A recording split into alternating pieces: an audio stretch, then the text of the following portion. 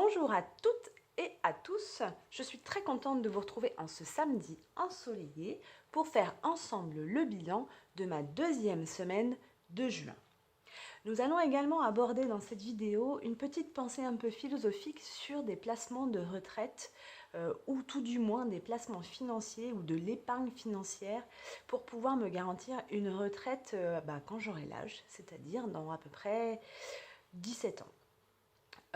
Si tout va bien, hein. Bon bref, si on reste dans le contexte actuel.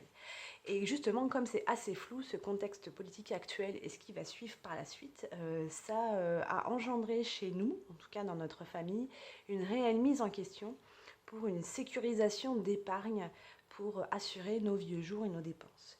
Mais avant tout ça, nous allons commencer par faire le bilan de la semaine, la deuxième semaine de juin, avec notre camarade Crésus.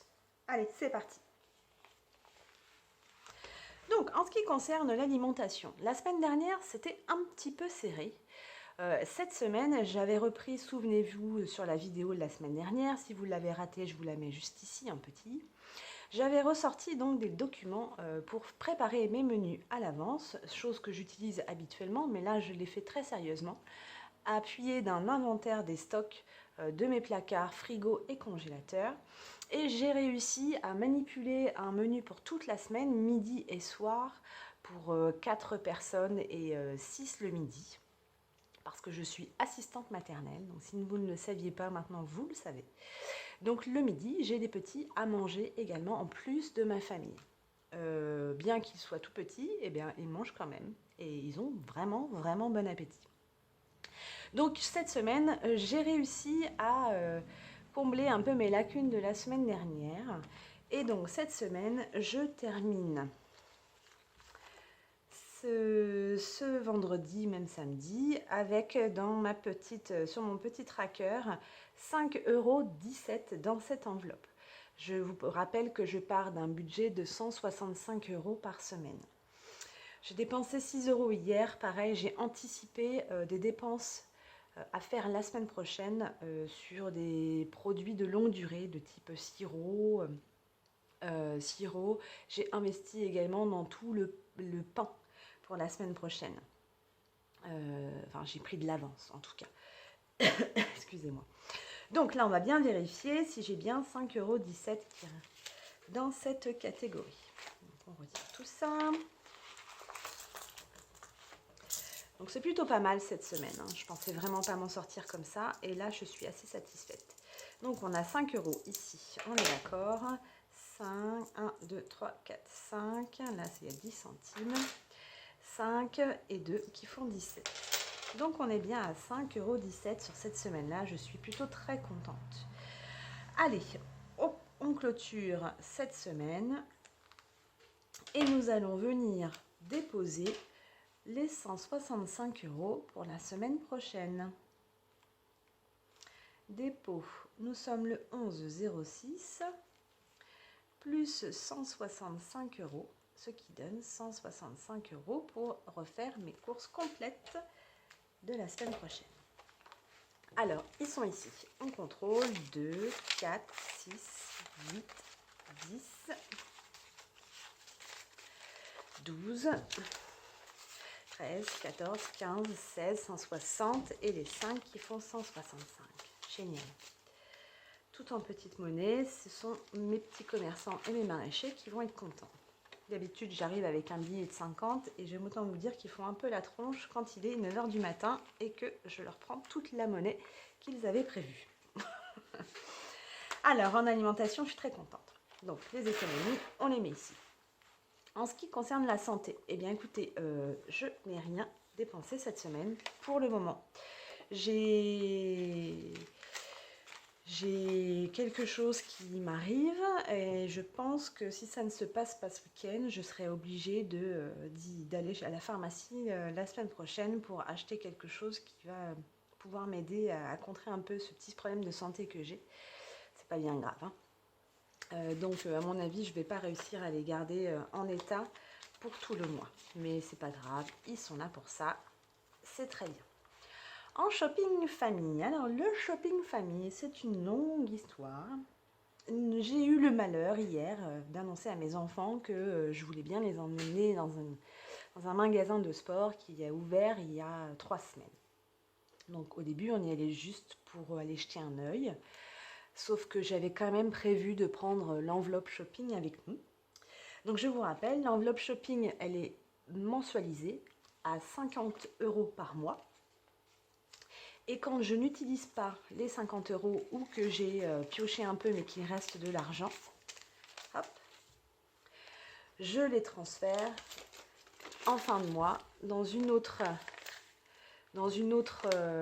enveloppe qui en fait se cumule tout au long de l'année. Donc dans cette enveloppe-là, il restait 73,12 € du mois dernier, plus les 50 € d'ici. Donc je suis partie avec cette enveloppe complète. Et puis mes enfants ayant besoin de diverses choses pour les périodes de l'été. Et que forcément, dans ce magasin, c'était une période anniversaire due à leur ouverture.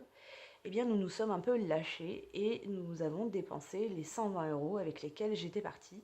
Enfin, pas tout à fait 120 puisqu'il est revenu il reste dans notre pochette shopping économie, là, il reste 7,17 €. Voilà, donc c'est comme si on repartait à zéro, hein, et là, il n'y a rien du tout pour ce mois-ci. Donc ici, on va pouvoir clôturer cette catégorie-là, puisqu'il n'y aura plus d'achat jusqu'à la fin du mois de juin. Voilà. Donc c'est pas ici que je ferai des économies. Mais de toute façon, c'est pas ici que j'en fais à proprement dit. Voilà, on passe à la catégorie Jeanne. Donc la catégorie Jeanne, eh bien, écoutez, il n'y a rien.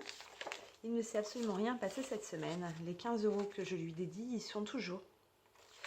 Sauf que la semaine prochaine, d'après ce que j'ai compris, il y a une fête foraine qui s'est installée dans notre ville et elle a prévu d'y aller avec ses amis.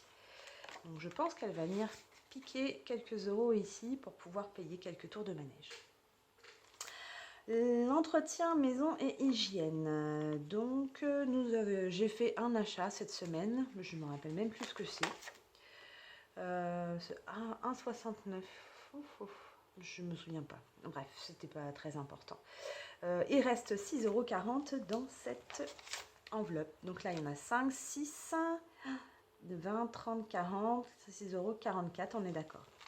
Je laisse les 5 €, vous savez bien, hein, le budget entretien maison et hygiène est très très juste. Il reste encore 15 jours à tenir, donc les 6,44 €, je les laisse dedans. Je ne prends pas le billet de 5 pour mettre dans mon défi des 5 €. On verra à la fin du mois s'il y est toujours.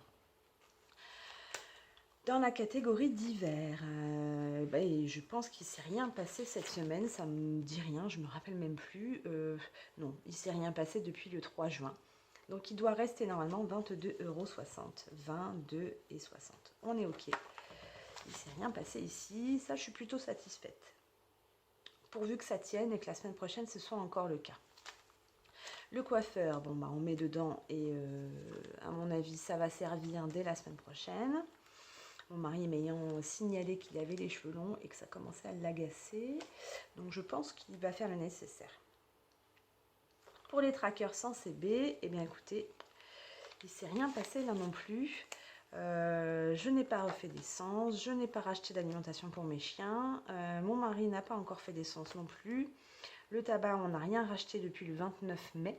Hein, donc là, on a quand même gagné du temps. On est le 11 aujourd'hui. Je suis assez contente, je croise les doigts. Et vin et autres, nous n'avons rien acheté encore pour le moment, mais ça ne devrait pas tarder puisque j'ai terminé ce midi la bouteille de rosé qui restait. Et oui, on est samedi, on se prend un petit apéritif le samedi midi. Voilà, en ce qui concerne les gains, alors je tiens également encore à remercier Morgane, une certaine Morgane qui samedi dernier a souhaité bénéficier de mon code parrainage chez Boursorama Banque. Malheureusement, je pense qu'elle n'a pas eu la meilleure des offres, hein, puisque là, ça rapporte que 50 € pour moi et je crois 100 € pour elle si elle fait comment ils appellent ça, la continuité de tous les prélèvements bancaires qu'elle a. Par contre, j'ai aimé quand même un petit bémol sur ces utilisations de code parrainage. Je vous en remercie beaucoup, Mais en fait, il faut savoir que je n'ai droit qu'à 20 codes parrainage utilisés par an, et ce qui est tout à fait normal.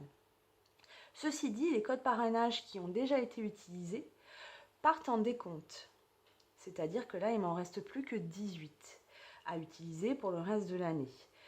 C'est pas grave, hein, j'y arriverai peut-être jamais à 18, hein, mais ces codes parrainage-là, en tout cas le premier qui date du 26 mai, au jour d'aujourd'hui, n'a toujours pas été finalisé. Donc si vous utilisez le code parrainage Boursorama, en tout cas le mien, c'est parce que vous avez vraiment envie d'ouvrir un compte bancaire chez Boursorama. Hein, parce que là, en fait, ça me donne plus ou moins de faux espoirs. Hein. Vous comprenez, cet argent-là, j'avais décidé de le mettre dans mon fonds de secours pour le faire monter plus vite. Alors, si vous voulez utiliser mon code parrainage, c'est parce que vous êtes sûr et certain que vous voulez aller jusqu'au bout, hein, chez Boursorama. Voilà, c'était juste une aparté. En tout cas, je vous remercie de l'avoir fait, Fabrice et Morgane. Hop. Donc là, en fait, c'est une somme d'argent que je suis susceptible de recevoir, mais au jour d'aujourd'hui, non, je ne suis absolument pas certaine d'avoir. Voilà. Voilà, en ce qui concerne les dépenses et les résultats, le bilan de la semaine, la deuxième semaine de juin. Donc, on va poser Crésus et puis on va dispatcher les petites économies que j'ai. Alors, on va prendre les économies mensuelles. Je vais donc décider pour la deuxième semaine de mettre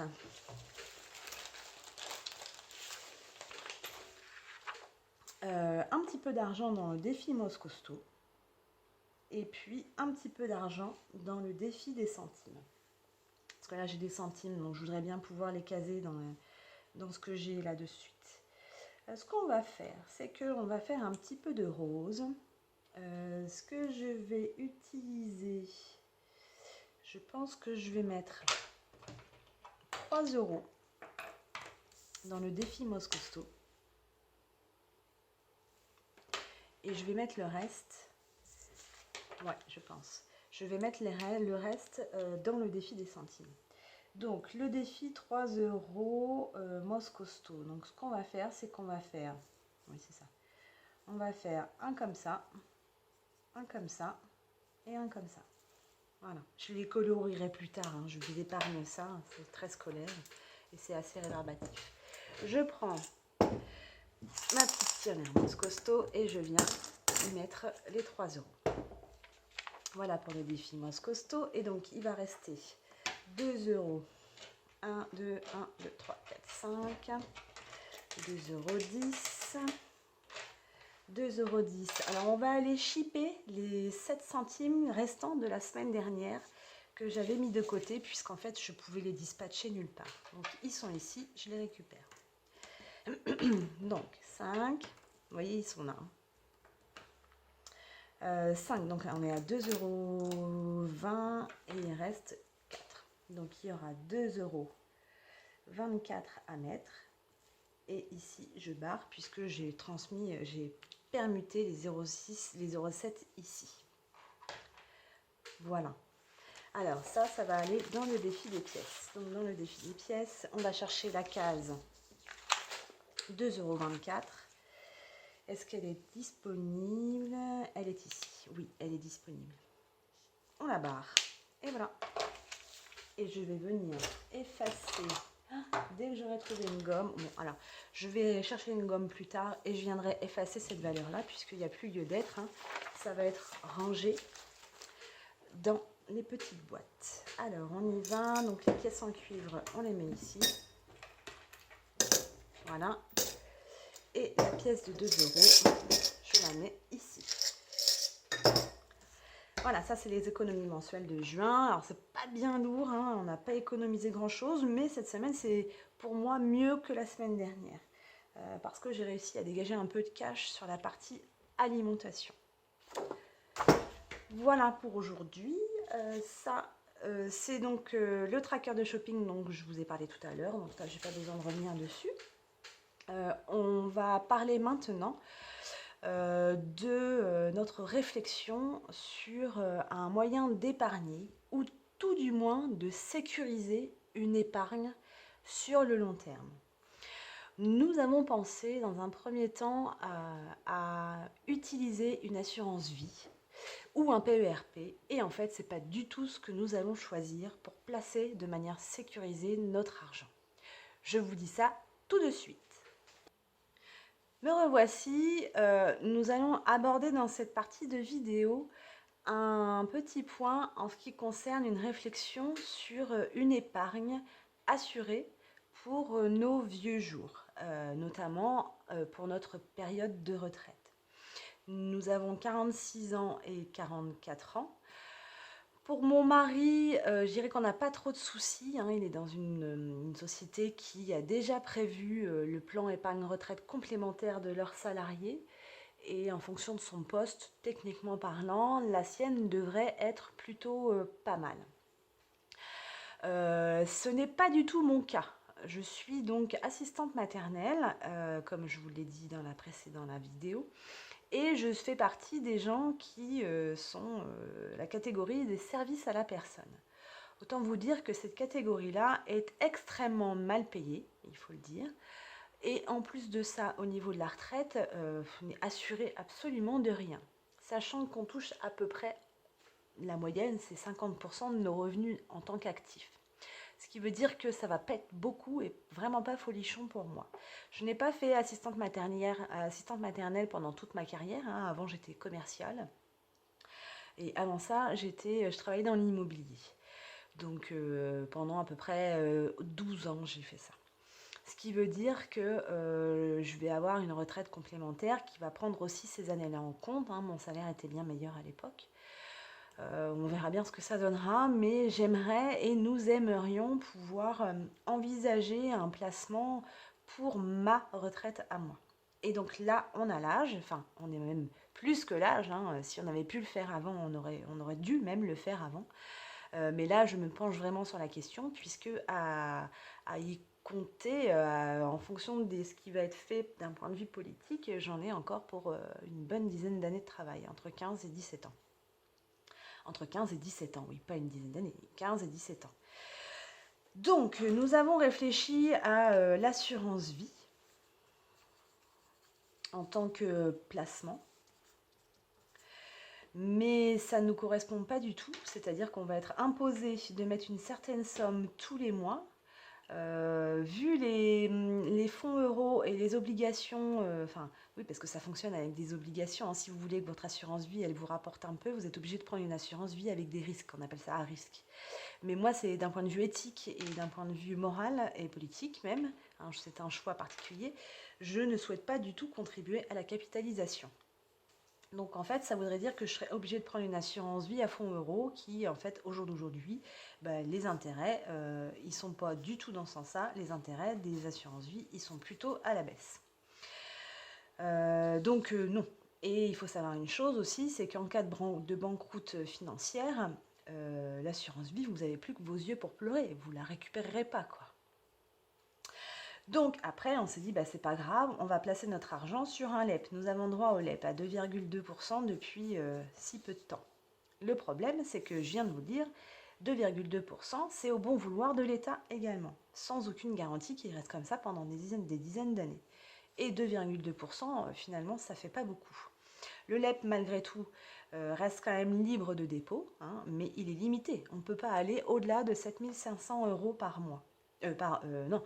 7 500 € sur la totalité du compte. Donc finalement, il risque d'être plein assez rapidement. Et 7 500 €, c'est pas du tout ce que j'envisageais comme épargne, hein. C'est bien, bien insuffisant. Alors après, il y a le plan épargne retraite. Je suis allée voir mon banquier avec qui j'ai discuté de cette option et qui finalement me renvoie, lui, vers l'assurance vie. Donc, comme je viens de vous exposer ce que je pensais de l'assurance vie, finalement, ce placement-là, c'est pas possible. Celui-ci, pourquoi pas, mais comme il est limité, on sera limité aussi. Et il faut savoir que ça, c'est un placement bancaire, c'est-à-dire qu'on est toujours bancarisé en risque ou en cas de banqueroute. C'est toute la réflexion sur le cas de l'Ukraine, hein, qui m'emmène à déduire ça. En cas de banqueroute financière pour X raisons, cet argent, on n'en voit plus la couleur. Ils sont libres de plus vous verser votre épargne. hein. Même si c'est une épargne à intérêt, ce n'est pas une épargne sécurisée du fait qu'elle est encore dans un système monétaire. Et donc le PERP, eh ben, on n'était pas plus avancé, ce qui fait que je tournais en rond. Donc on s'est dit, c'est pas grave, on va faire un placement en immobilier. Sauf que le marché de l'immobilier, chez nous, en Normandie, mais même dans d'autres villes, hein, est devenu un peu taré. C'est-à-dire qu'il est complètement à la hausse. Maintenant, pour devenir propriétaire d'une résidence secondaire avec une multitude de travaux, eh ben, il faut déjà sortir un balai important. Ce qui voudrait dire qu'il va falloir aussi gérer un locataire si on veut avoir une rentrée d'argent pour pouvoir commencer à rembourser les mensualités. Et ça, techniquement parlant, j'ai absolument pas du tout envie de me faire suer avec ça. Un gîte, c'est pareil. C'est pas du tout dans l'optique. Donc finalement, le placement immobilier, le seul qui vaudrait le coup, ce serait éventuellement un placement immobilier dans des studios de cités universitaires, dans des grandes villes comme Rouen, par exemple. Et là, il nous faut à peu près 60 000 € pour pouvoir acheter quelque chose comme ça et que je le garde par la suite et que ça vienne compléter ma retraite future.